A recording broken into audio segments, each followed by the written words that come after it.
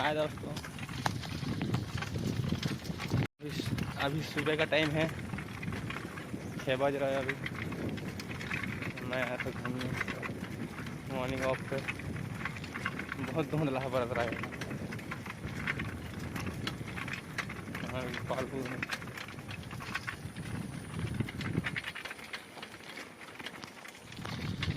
आप देख सकते हो।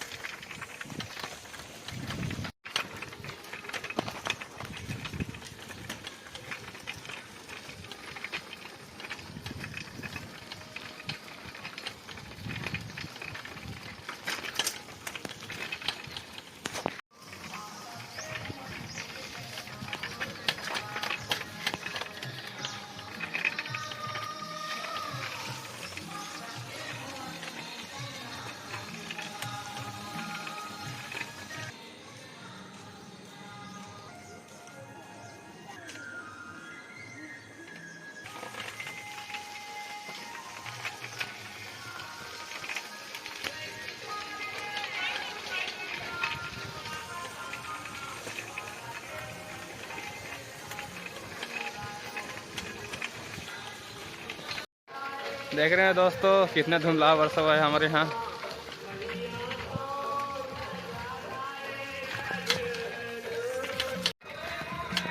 अब मैं घर आ चुका हूँ।